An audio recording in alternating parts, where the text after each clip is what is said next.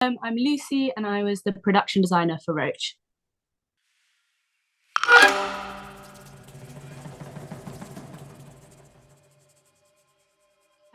I got involved in the project via a mutual friend of mine and Angelica's, a very talented cinematographer, Ibrahim. He sent me a post of from Angelica looking for a production designer with an interest in taxidermy.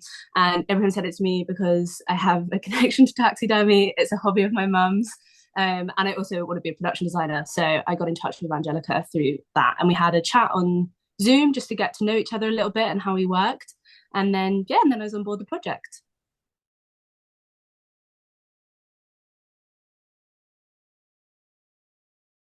When I first read the script, I've said this to Angelica. I was very quick to be like, "Wow, a script I like," and that sounds really like dramatic, but I think it's few and far between when I get sent scripts that I'm actually like just 100% interested in and is like really my vibe. I really love like sort of whimsical settings and things that kind of lean into being a bit weirder and sort of like altered realities to get across a point that is quite personal. It was really refreshing to read a script that was about a woman and like female issues, and it done in a way that like I agreed. And I felt like it really represented the story well and not like too in your face. I thought it was quite funny. I think it was like a really good concept and one that I was really excited to design because it just there were so many avenues we could go down in presenting these characters that are like just so that have so much life to them.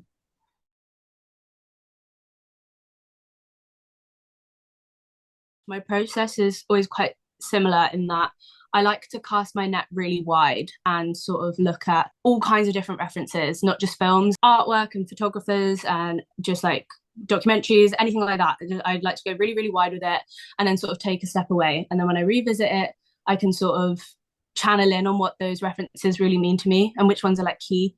I then make like a mood board. I'm a really visual person. And with Roach, it was like a lot of like I'm not a big horror fiend personally, so it was like trying to find like research those films that I wouldn't have necessarily watched and then also bring in my own references, things like Truman Show, like those sort of sci-fi films that are relevant to this CCTV perspective, and sort of like finding ways to like bring my own touch into those into this world, as well as embracing like what the film inherently was about.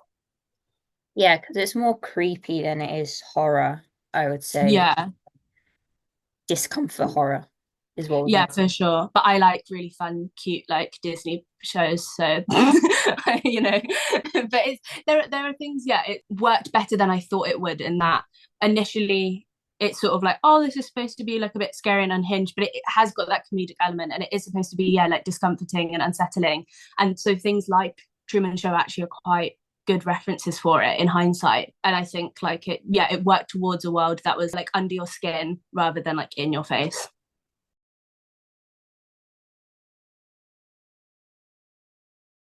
I think being a part of this production was such a joy because everyone was so nice. I've recently learned like if you're working on a passion project, everyone on it has to be passionate. It can't just be like the director that wants it done. Everyone has to be have that level of investment. Everyone did on this project. Like it's a testament to Angelica how many people she got to help her out and to work on a film for 2 weekends of their life, like because they wanted to. So it had like a very good atmosphere. It was also just like a project that I was passionate about, like I mentioned before. Angelica was super open to like creativity and like bringing in new ideas, which can be rare. And Bart, a great DOP, he was also really great at working with me, which I find it hard sometimes to find DOPs that I get along with. But he was super like passionate and like open to ideas and sort of respected my role as a production designer. I don't know, it was just a really refreshing crew for a project that was like really fun. So that's why it was really great to work on. This film is about being obsessive to crazy extents, and it's about female safety, and it's about unnerving, growing environments that are like claustrophobic, like suffocating. Yeah, totally. I think when a lot of people watch this, they don't really get it. I had a really good conversation with Zayda, and I can't wait for that interview to come out because it's quite scandalous. Um, our make her a makeup artist, and I think you can detract so many different things from this film, Hmm. just based on the environment as well. And I think that what you did really well was kind of meeting that brief and understanding the importance of how that space really represents the themes in which we're trying to project. Because again, the things with the fruit bowl and just the messiness of the house, and us deciding to shoot certain portraits in the house and not others, it all adds to that atmosphere in very few words. We're just like looking at things as opposed to like, oh, the sound design as well is another thing. It's like, and this proves that like films almost don't need dialogue in order for you to kind of understand an atmosphere. And a lot of that had to be through the visuals. And I think you did a great job at trying to, again, communicate those themes with our cinematographer, and adding those elements into it. And using, the house was an amazing space as well. Um, and you definitely kind of put, the cherry on the top in so many different ways. But I think we were very lucky with that space actually, and incorporating it.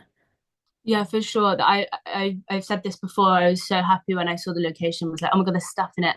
You guys, you really found a space that already felt like it could be somewhat of Mr. Roach's home, and it was like finding those like little details to sort of emphasize his character. I think it's interesting how you say without dialogue, but also like we don't see his face. So we had a lot of work to do to get across like who he was, obviously portrayed by a talented actor, and that really helped us, but like without even using an actor's face, that's their biggest tool, or could be. And so we had a lot of things to do to sort of like support that environment for all departments. And it is a huge character of the film, obviously. And like Ruby's character wouldn't work if it wasn't for like the environment she's stepping into being like what it was, or the whole thing would just fall apart. So it was like the house was a character in itself for sure. Definitely, like you wouldn't feel the unsafety of it. Like, very much like horror kind of turns all the lights out and keeps them out. Mm-hmm. Like it's the same thing. Like you don't feel as fearful for her if that house doesn't. A lot of people actually on YouTube have made comments about the house and kind of like just how vile it looks. And like that's great because like yeah, we were there for like 2 days and like the house is like, it's messy in some respect, but it's like I think the stickiness of it definitely came through in what it's. Yeah, because the house on its own, it actually feels quite homely. Like I always say, because I grew up in a household where like my mum wouldn't put like child pictures on the fridge, that, and I always was like envious of houses that had like really showed that they were like lived in, and that's what this house gave initially. So we really did it. Although a lot of stuff, there was a lot of room to play with in this house, which was great. There was an element of it that was like this is just quite a cozy like Victorian London home, and we needed to give it that sort of like, oh no, this is like gross, this is unsettling, and that's what we sort of had to bring in with sound and camera and myself and things like that.